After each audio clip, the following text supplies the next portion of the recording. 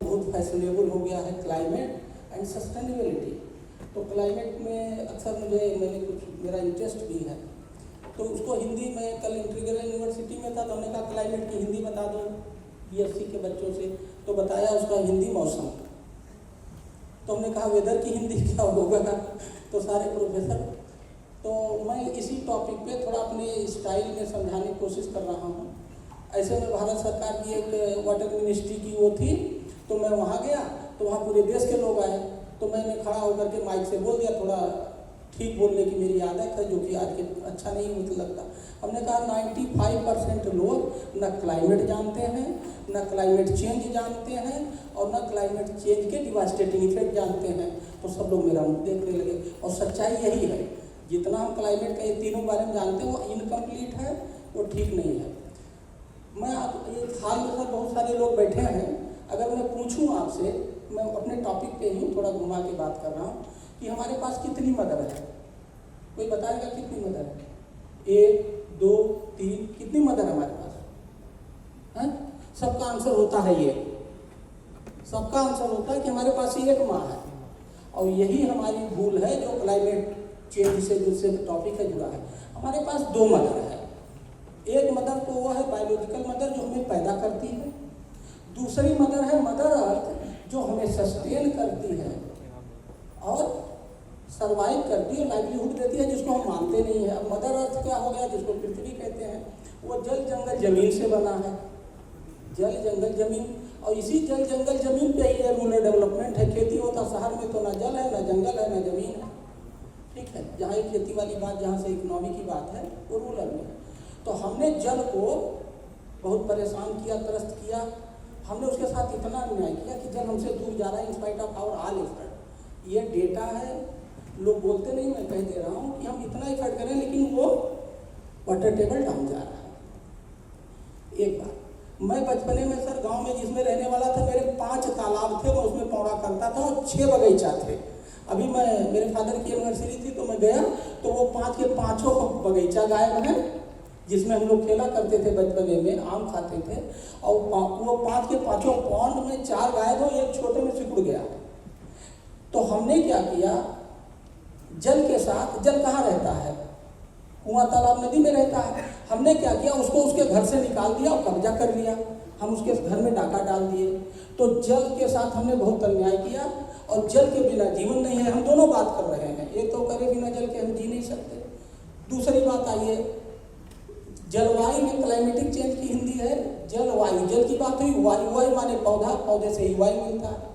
और वायु में हम पौधा काटने में ज़्यादा विश्वास करते हैं, उसको लगाने में नहीं, तो वायु को भी घटा रहे हैं। तो ये जो जलवायु, जैसा मैंने उदाहरण दिया कि मेरे गांव में 5 बगीचा था और 6 पौंड से सब खत्म हो गए, ये तो है समस्या साइड। अब इसको करना क्या पड़ेगा, हमारी सारी व्यवस्थाएं जो हैं, सारी व्यवस्थाएं, कपड़ा, खाना पीना, हम सारी व्यवस्था करते हैं, लेकिन आप कभी पानी के बारे में नहीं सोचते हो कि आपके पानी की व्यवस्था कौन करेगा। आप सोचते हो आपके पानी की व्यवस्था सरकार कर दे, कोई दूसरा कर दे, आप ना करें। इसी तरह से जो इस समय हम ऑक्सीजन इनहेल कर रहे हैं, कभी भी हम इसकी व्यवस्था पे बात नहीं करते हैं कि आखिर जो ऑक्सीजन ले रहे हैं उसकी व्यवस्था कौन करेगा, आप ही को करना पड़ेगा।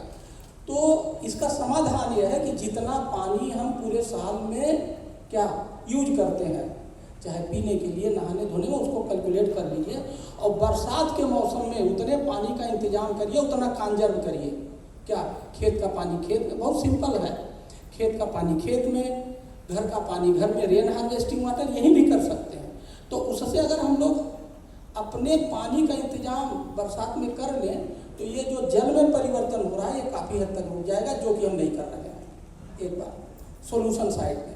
दूसरा वायु साइड में, हम लोग जितना ऑक्सीजन लेते हैं तो सोते हैं तभी ऑक्सीजन लेते हैं, तो जितना ऑक्सीजन लेते हैं उतना हमें पैदा करना चाहिए। और अगर हम उतना पैदा नहीं कर रहे हैं तो हमें ऑक्सीजन लेने का कोई मॉरली हक नहीं है। क्या, मैं समझाने के लिए बात कह रहा हूँ।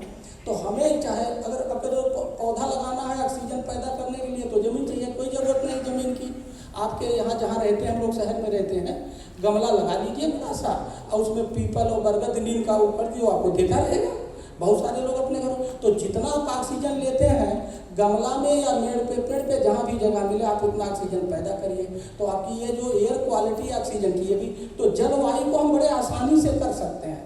लेकिन जो बात आपने कही ना कि ये गांधी की तरह ये मास मूवमेंट बनाने की जरूरत है, जो हम नहीं करते हैं। ठीक है, अब ये जलवायु परिवर्तन का असर भी लोगों को नहीं पता है क्या।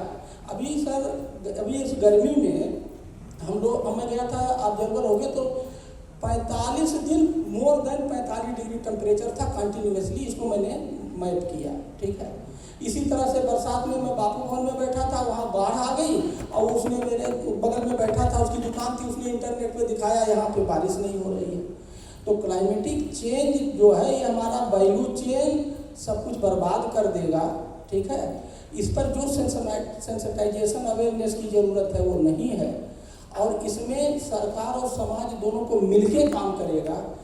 ये पब्लिक समस्या है, इसमें समाधान इसलिए नहीं मिल रहा है, सबका मानना यह है सरकार कर देगी, हम ना हवा का इंतजाम करेंगे ना पानी का इंतजाम करेंगे। तो इससे समाधान, सरकार तो सब कुछ जान लगा ही रही है, कर ही रही है, सब कुछ कर रही है, लेकिन आपका जो कंट्रीब्यूशन है जब तक वो नहीं मिलेगा डिजायर्ड रिजल्ट नहीं मिलेगा। तो मेरा आप लोगों से ये कहना है कि आप अपने हिस्से का बरसात में जब ऊपर वाला फ्री पानी देता है इस समय वो करिए रेन हार्वेस्टिंग से, और घर में गमला में उतना ऑक्सीजन पैदा कर दीजिए जितना आप यूज करते हैं। अगर हम लोग इतना कर लें तो ये जो क्रॉप को लेके, ऐसा नहीं है, इसके उदाहरण है 4 साल पहले एक रामचंद्र वर्मा जी हैं बाराबंकी के, 4 साल पहले आए तो बड़े निराश थे, हमने कहा क्या हो गया वर्मा जी परेशान, कहीं साहब हमारी क्रॉप बहुत बढ़िया क्रॉप है लेकिन उसमें फसल नहीं आएगी। तो हमने कहा ये आपको पैसा पता कैसे है, तो कहने लगे ठंडी कम हो रही है तो जो दूध बनेगा उसमें वो पकेगा तो पतला होगा, उसमें वजन नहीं जाएगा। उनको क्लाइमेट चेंज का असर पता था। मैं बस्ती का रहने वाला हूँ, मेरे घर पे एवेश्वर मिश्रा जी कमिश्नर थे, तो आए, जैसे वो मेरे घर पे आए 10 मिनट के अंदर इतनी बारिश हुई है क्लाइमेट चेंज।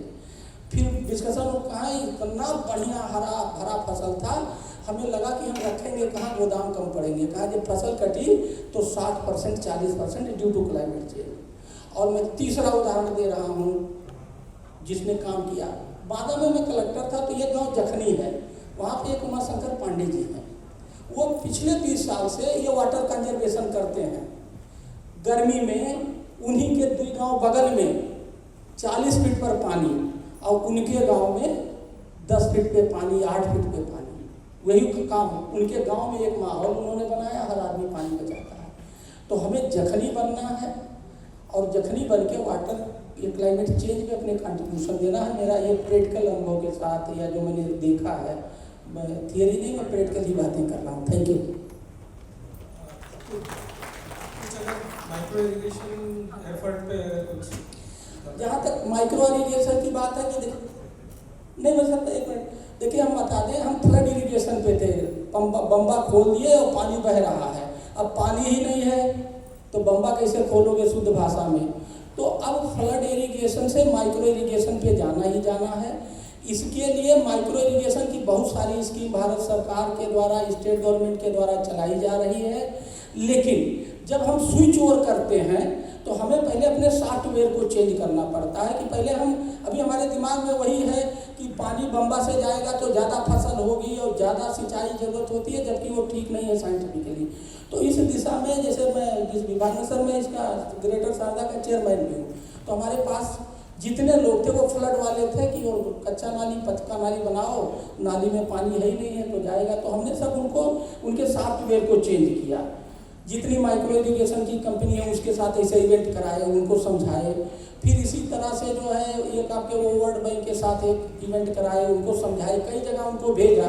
अब हमारे विभाग में जो फ्लड इरिगेशन वाले थे उनका वो सॉफ्टवेयर खत्म हो गया, नया सॉफ्टवेयर माइक्रो इरिगेशन का आ गया, और अब हम लोग प्रोजेक्ट बनाने पर सेकेंड स्टेज में हैं। अभी हम लोग रायबरेली में एक जो है कि बनाने जा रहे हैं। जैसे वो हमारा सफल होगा तो हम पूरे जहाँ जहाँ हमारी यूनिट है हम वहाँ कोशिश करेंगे, जहाँ हमें रेगुलर वाटर रिसोर्सेज मिलेगा वहाँ हम माइक्रो इरिगेशन पे लाएंगे। तो इस दिशा में भी अच्छा काम हो रहा है, प्रयास जारी है। Thank you.